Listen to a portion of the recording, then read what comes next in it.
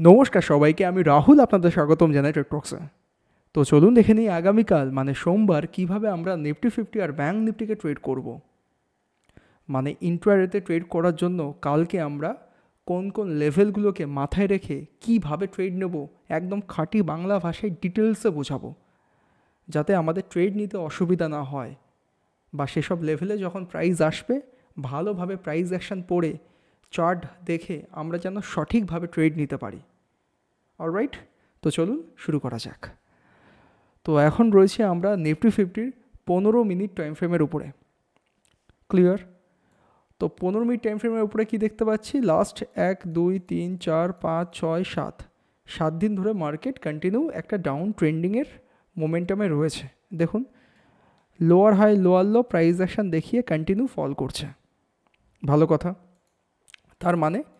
তার মানে খেয়াল করুন, ওপর দিক দিয়ে কিন্তু একটা ট্রেন্ড লাইন আসছে, যেটাকে কিনা প্রাইস মোটামুটি রেসপেক্ট করে কিন্তু কন্টিনিউ ফল করার চেষ্টা করছে, তাই না? এক সেকেন্ড একটু ঠিক করে দিই।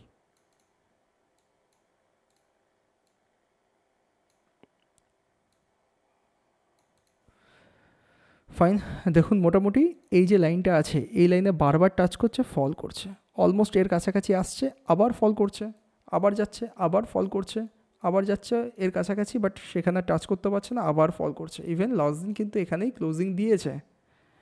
তার মানে এই লাইনটা, এই যে মার্কেট কিছুদিন ধরে ডাউন ফেজের মধ্যে চলছে, সেখানে এই লাইনটা কিন্তু ভেরি ভেরি ইম্পর্ট্যান্ট। ক্লিয়ার? তাহলে কখন আমরা বাইং করব? যখন দেখব ক্লিয়ার কাট প্রাইস এই ট্রেন্ড লাইনটাকে ব্রেকআউট করতে সক্ষম হয়েছে, ব্রেকআউট করে ভালোভাবে ক্লোজিং করছে, বা ব্রেকআউট করে ভালো একটা বুলিশ প্রাইস অ্যাকশন দেখাচ্ছে, তারপর গিয়েই তো আমরা বাইং করতে যাব। আদারওয়াইজ যখনই প্রাইসকে আমরা ট্রেন্ড লাইনের কাছাকাছি পাবো, উল্টে আমরা শর্ট করার জন্য প্ল্যান করব। শর্ট মানে সেল করার জন্য প্ল্যান করব। এই লেভেলকে ব্রেকআউট করার পর সাস্টেন করতে পারলে আমরা বাইং করব, বাট এই লেভেল থেকে যদি রেজিস্ট্যান্স পাই তাহলে আমরা সেলিং করার জন্য প্ল্যান করব। Loud and clear? ফাইন। আর এর সাথে একটা জিনিস বুঝতে পারছি আমরা, এই যেখানে প্রাইস লাস্ট দিন আর কি ক্লোজিং দিয়েছে, এই জোনটা কিন্তু 25,500 লেভেলের কাছাকাছি। এটাও কিন্তু একটা রাউন্ড সাইকোলজিক্যাল নাম্বার, মানে বোঝাচ্ছে ওপর দিক দিয়ে ট্রেল লাইনের রেজিস্ট্যান্স আর সাথে রাউন্ড সাইকোলজিক্যাল নাম্বার, এই দুটোকে যদি ভালোভাবে প্রাইস আগামীকাল ব্রেক করতে পারে তাহলেই আমরা বুলিশ ট্রেডের জন্য প্ল্যান করতে যাব। বোঝাতে পারলাম? এর বাইরে অন্য কিছু প্ল্যান করতে হবে না। বাইং তখনই করব যখন 25,500 উপরে ভালোভাবে প্রাইস ব্রেকআউট করতে পারবে, অটোমেটিক্যালি ট্রেন্ড লাইন ব্রেকআউট হয়ে যাচ্ছে, দেন গিয়ে বাইং করতে যাব। আদারওয়াইজ এখান থেকে যদি কোনো ভালো একটা নেগেটিভ সিমটম খুঁজে পায়, প্রাইস রেজিস্ট্যান্স পাচ্ছে, প্রাইস এম প্যাটার্ন তৈরি করছে, price lower high lower low pattern তৈরি করছে, প্রাইস কোনো বিয়ারিশ ক্যান্ডেলস্টিক প্যাটার্ন তৈরি করছে, দেন এখানে আমরা সেলিং করার জন্য প্ল্যান করতে পারি। এটা প্রথম আমাদের প্ল্যান থাকবে। এবার ধরুন বাই চান্সলি কোনো কারণবশত প্রাইস একটা ভালো গ্যাপ আপ ওপেন দিল, তাহলে কি হবে? তাহলে তখন এই যে ট্রেন্ড লাইনটা এতদিন ধরে রেজিস্ট্যান্সের কাজ করছিল সেটাই কিন্তু আমার কাছে সাপোর্ট হয়ে দাঁড়াবে। তার সাথে এই যে 25,500 লেভেল যেটা কিনা প্রাইসকে রেজিস্ট্যান্স দিচ্ছিল, সেটাও কিন্তু প্রাইসের কাছে সাপোর্ট হয়ে দাঁড়াবে। মানে এই যে রেজিস্ট্যান্স লেভেল ছিল, যদি গ্যাপ আপ হয়ে যায় তখন সেগুলোই সাপোর্টের কাজ করবে। তাহলে আমরা বাইং করব কি করে?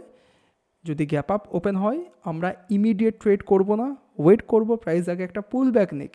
এই যারা আগের দিন বাইং করে বিটিএসটি পজিশন নিয়ে বসে আছে, তারা গ্যাপ আপ হলে তাদের অটোমেটিক্যালি কিন্তু ভালো একটা প্রফিট দেখাবে। তো তারা আগে কী করবে? প্রফিটটা বুক করার চেষ্টা করবে। তো বুক করা মাত্রই কিন্তু প্রাইস প্রথমে একটু ছোট্টখাট্টো কারেকশান নেবে, নেওয়ার পর যখনই 25,500 কাছাকাছি পাবো প্রাইসকে, তখন যদি এখান থেকে ভালোভাবে দেখি সাপোর্ট নিয়ে ভালো একটা বেস তৈরি করে ডাব্লিউ প্যাটার্ন তৈরি করছে, ভালো কোনো বাইংয়ের সিগন্যাল দিচ্ছে, দেন গিয়ে আমি বাই করতে যাব। ওকে, মানে গ্যাপ আপের ক্ষেত্রে আমি বাইং করার জন্যই বেশি প্ল্যান করছি।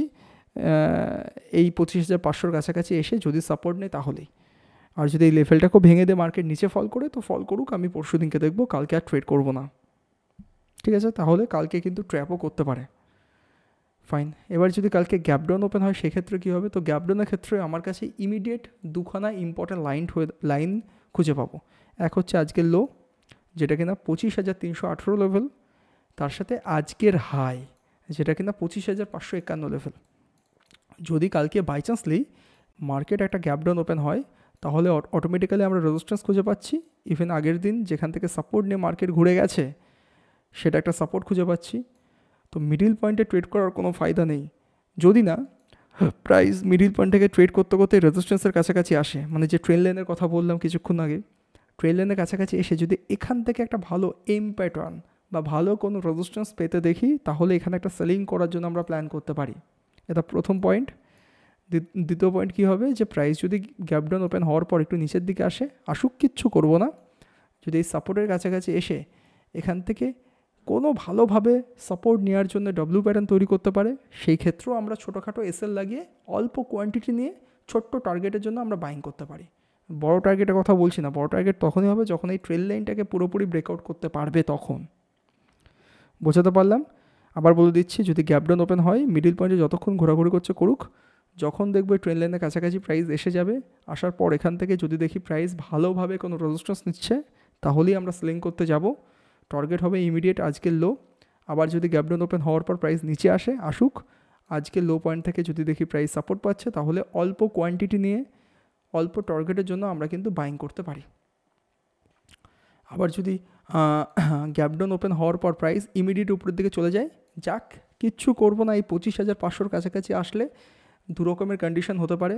এক, এখান থেকে রেজিস্ট্যান্স পেতে পারে, তাহলে আমরা সেল করছি। আর যদি এই লেভেলে এরকম যদি হোল্ড করে একটা ভালো ব্রেকআউট দেখাতে পারে, সেই ক্ষেত্রে আমরা বাইং করতে পারি। বোঝাতে পারলাম?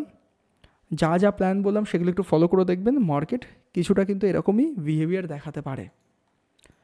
অলরাইট, এবার চলুন দেখে নিই ব্যাঙ্ক নিফটি কী বলছে। ওকে, তো ব্যাঙ্ক নিফটিতে অলরেডি আমি একটা ড্রয়িং করে রেখেছিলাম। সেটা কি, দেখুন ব্যাঙ্ক নিফটিতেও কিন্তু লাস্ট কিছুদিন ধরে একটা সেলিং প্রেশার দেখাচ্ছিল, যদিও নিফটি 50 সেলিং প্রেশারটা একটু বেশি ছিল, সেই তুলনায় ব্যাঙ্ক নিফটি একটু স্ট্রং রয়েছে। তবুও ব্যাঙ্ক নিফটি কিন্তু এই রেজিস্ট্যান্স লাইনটাকে ফলো করতে করতে সেল হচ্ছে। এখানে অলরেডি কিন্তু 3বার টাচ করে নিয়েছে। ইভেন লাস্ট দিন এখানেও কিন্তু প্রাইস ক্লোজিংটা দিয়েছে। তাহলে কি হবে, তাহলে আগামীকাল যদি দেখি, এক সেকেন্ড, আজকের হাইকে একটু মার্ক করব, মানে লাস্ট দিনের হাইকে আমরা মার্ক করছি, দেখুন পাক্কা 58,001 লেভেল, মানে 58,000 লেভেল। তাহলে প্রথম কথা, এখানেও দেখুন পাক্কা নিফটি 50 মতোই প্রথমে রেজিস্ট্যান্স, তার সাথে কিন্তু 58,000 লেভেল, দুটোই কিন্তু সামনাসামনি দাঁড়িয়ে রয়েছে। তো যতক্ষণ না প্রাইস এই দুটো লেভেলকে ভালোভাবে ব্রেকআউট করতে পারছে, ততক্ষণ আমরা কিন্তু বাইং করতে যাব না। একদম ক্লিয়ার। সে যতই নাচুং কদুং দেখাক, যতই হায়ার প্যাটার্ন, ডাব্লিউ প্যাটার্ন যা কিছু দেখাক, সেসব প্যাটার্নগুলো ইনভ্যালিড হয়ে যাবে যতক্ষণ না পর্যন্ত প্রাইস প্রপারলি 58,000 লেভেলকে ব্রেকআউট করে ভালো গুড বুলিশ ক্যান্ডেল দেখাতে পাচ্ছে কি পাচ্ছে না, তার উপর ডিপেন্ড করে আমরা বুলিশের ট্রেড নিতে যাব। তো কালকে যদি ফ্ল্যাট ওপেন হয়, একটু থেমে যদি ভালো একটা ব্রেকআউট দেখাতে পারে, 58,000 লেভেলের উপরে যদি প্রাইস ক্লোজিং করতে পারে, দেন ছোটোখাটো এসএল লাগিয়ে আমরা বুলিশের ট্রেড নেব। আবার যদি সেম এই 58,000 লেভেল থেকে কালকে প্রাইস একটা এম প্যাটার্ন দেখিয়ে বা lower high lower low pattern দেখিয়ে কোনো বিয়ারিশ সিগন্যাল দেখায়, সেই ক্ষেত্রে আমরা কিন্তু বিয়ারিশ ট্রেড নিতে যাব। এই ক্ষেত্রেও তাই, যদি গ্যাপ ডাউন ওপেন হয়, আমার কাছে এই টোটাল জোনটা কিন্তু রেজিস্ট্যান্স, আর যেখান থেকে প্রাইস ঘুরে গেছে সেই লেভেলটা কিন্তু আমার কাছে সাপোর্ট। তো গ্যাপ ডাউন হলে মিডিল পয়েন্টে ঘোরাফেরা করলে কোনো লাভ নেই, ট্রেড করার কোনো দরকার নেই। বরঞ্চ গ্যাপ ডাউন ওপেন হওয়ার পর যদি প্রাইস উপরের দিকে যায়, যাক এই উপরে 58,000 লেভেলের কাছাকাছি বা এই ট্রেন লাইনের কাছাকাছি এসে ভালোভাবে যদি রেজিস্ট্যান্স নিতে পারে, তাহলে আমরা এখানে আবার সেলিংয়ের জন্য প্ল্যান করব। আবার যদি গ্যাপ ডাউন ওপেন হওয়ার পর মার্কেট নিচে চলে আসে, যেখান থেকে শার্প বাইং হয়েছিল, সেই সব লেভেলের কাছাকাছি এসে যদি প্রাইস সাপোর্ট নিয়ে এগেন কোনো বুলিশের সিগন্যাল দেয়, সেক্ষেত্রেও আমরা ছোটোখাটো এসএল নিয়ে অল্প টার্গেটের জন্য অল্প কোয়ান্টিটি নিয়ে কিন্তু বাইং করতে পারি। আর যদি গ্যাপ আপ ওপেন হয়, তাহলে অটোমেটিক্যালি এসব রেজিস্ট্যান্সগুলো ব্রেক হয়ে গেল, সেক্ষেত্রে তখন এইসব রেজিস্ট্যান্সগুলো সাপোর্ট হয়ে কাজ করবে। এর কাছাকাছি যদি পুল ব্যাক নেয় গ্যাপ আপ হওয়ার পর, দেন এখান থেকে সাপোর্ট নিলে আমরা বাইং করতে পারি। মানে অলমোস্ট নিফটি 50 মতোই কিন্তু ব্যাঙ্ক নিফটিতেও কালকে আমরা ট্রেড করতে পারি। তো আশা করছি কালকে কিভাবে কোন কোন লেভেলে কেমন করে কি প্ল্যানিং করে ট্রেড করব, সমস্ত কিছু একদম ভালোভাবে ডিটেলসে বোঝাতে পারলাম। তো যদি ভিডিওটা ভালো লেগে থাকে, তাহলে প্লিজ ভিডিওটাকে লাইক শেয়ার কমেন্ট করে দিন। আর আমাদের চ্যানেলে নতুন হয়ে থাকলে চ্যানেলটাকে সাবস্ক্রাইব করতে ভুলবেন না।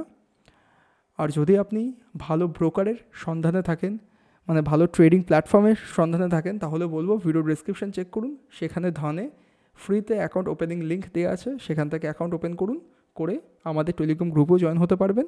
ইভেন সেখান থেকে ভালোভাবে আপনি স্মুথলি কিন্তু ট্রেডও করতে পারবেন। অলরাইট, তো দেখা হচ্ছে কালকে। Good bye.